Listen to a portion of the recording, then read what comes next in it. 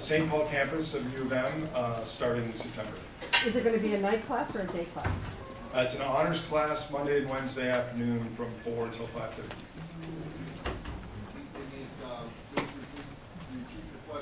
Oh, yeah, sure, we'll do that. I learned that a long time. Okay, sure. There was a hand up over here. Well, how about you, sir? Alan Hancock. I don't know if you're familiar with Charles Eisenstein. I am. Written a couple of books, Ascent of Humanity and also Sacred Economics, right in line with what you're talking on. Just finished reading Deep Green Resistance, and they talk, both of these authors talk about really the only thing we can do to save ourselves is to just get away from energy totally. So I know there's a lot of questions I'd like to talk to you about, but I recommend people take a look at these books. Eisenstein especially says that we probably won't wake up until there's enough catastrophes that make us realize we need to change our way of life. But he's going to be in the Twin Cities at the National Green Party Convention talking about the values of love. And I recommend people coming to listen to him. I think he's from back there too. Thank you so much for your inspiration. Thank you. Those two guys. I have a question. What can we do in Minnesota? Well, like I said earlier, I think the divestment campaign to do local initiatives to make Minnesota more resilient to any economic thing that comes down the pike is first and foremost. There's some more radical things. Minnesota's actually in really good shape. I mean, we have low population density, a lot of natural resources. We're already kind of embracing Scandinavian socialism. There's 22% now of our electricity is wind. So I think there's a lot of opportunities. I think some radical suggestions would be to have a city or a county go with no base load. How cool would that be? To live intermittently. I think it's a far cry, but you know, the smaller population density areas could be the ones that are able to leverage such an idea. But I think, you know, Kurt, you should talk to Kurt more about what they're doing with the local divestment. I think if everyone did the list of 10 things that I had, we'd be probably headed in the right direction. Yeah. Okay, so you mentioned that you thought government was going to get bigger. I wasn't sure where you were going with that, but yeah, government actually should be representative of we the people. If you make government smaller, then the vacuum is going to be filled by corporate power. So I guess could you clarify exactly what you meant by government? What I meant is that more and more people are going to get less and less from the fossil pie. The thing that was the drivers of our wealth has been cheap energy and now available credit. As those two things wane, we're going to have more poor people, and the benefit, we're either going to have higher price stuff, lower profits, lower wages, or less people, or some combination of all.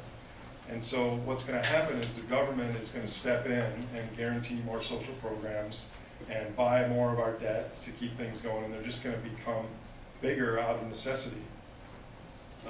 I don't think that's for sure, but I think that's already what's happening, and I think that's the most likely middle of the fairway path. And quickly to your corporation comment, I've been working in this space for some time. I do not think that governments or corporations are going to take the lead on the issues that we're talking about. They're going to react. So that's one of the reasons I'm working with this philanthropy group, because I think foundations and rich individuals and average individuals are going to have to take the lead on designing a new carrot. There was a woman here. There's a lot of hands.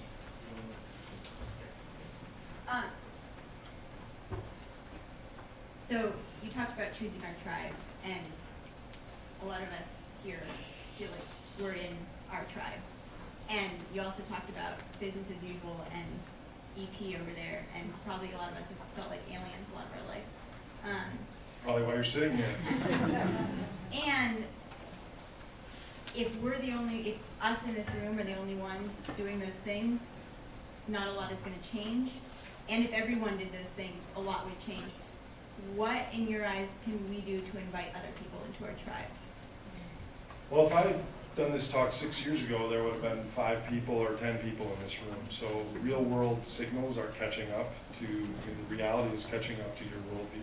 So that's part of it. The other part is we can't do everything. We can't take this all on. You just have to live your life and live by example. And someone might say, why are you doing that? And you just tell them bright-eyed and happy, this is why. And be that person. And I don't know how quickly to change, but it is going to be a battle. I actually think we're kind of speciating, that rolling pole thing. I mean, there are some people that I just, oh my God, I can't believe that we came from the same generation in the same country. And I think education is necessary but not sufficient. And you just have to keep fighting, but you know, don't be belligerent, be tolerant. I think it's changing, but the problem is so many in the environmental community stop at, let's do solar panels and everything else is going to fall into place. You know why? Because that's socially acceptable. To say some of the things that I've suggested would not be socially acceptable. So somehow we have to have larger nuclei around, and one of them is going to have some popular things that they do, and there's going to be some video of it, and we need Madison Avenue on our side. We need marketing to show that we can be happy and healthy and live a vibrant life by doing these other things. And America needs to, you know, set an example, because people are trying to be like us. So I don't know. If I knew the answer to that, I would be doing it. But you know, being here and being present and thinking the way you do is a good start. Yeah, I don't know. Kurt, yeah, go ahead.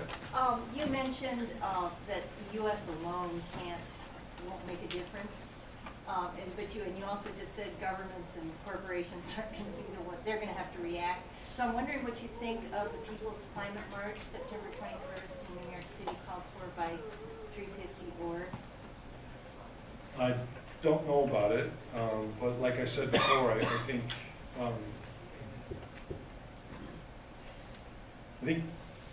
changing the language and changing the narrative might accomplish as much as that. It wasn't me that said that the U.S. alone would do it. That was a Science article.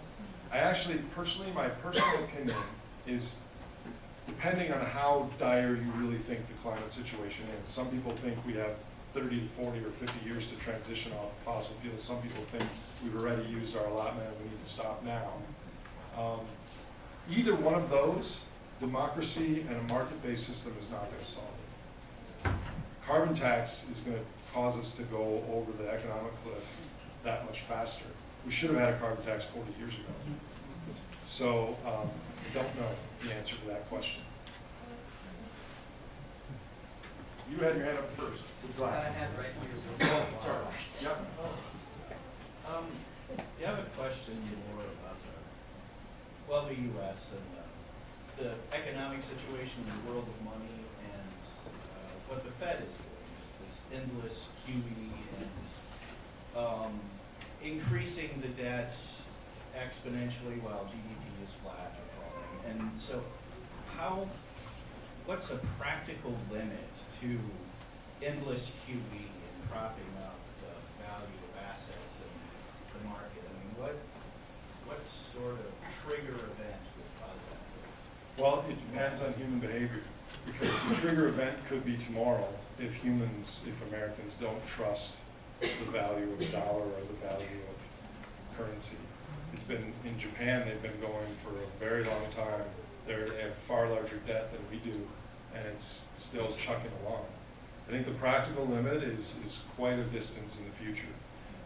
We kind of thought that all this quantitative easing would be hyperinflationary, but really the Federal Reserve has added $5 trillion, which is a lot versus GDP, but it's only a small amount versus the total amount of claims we have in America. What people think they own is about 100 trillion. So it's really not that much. So I think the more relevant part of your question is not how much debt we can have, but how much can we continue this by sucking out the middle class and making more and more I think we were hitting social limits to growth before we hit hard natural resource limits to growth. And how do we react to that? Because you're gonna have an awful lot of people very pissed at the 1% and the corporations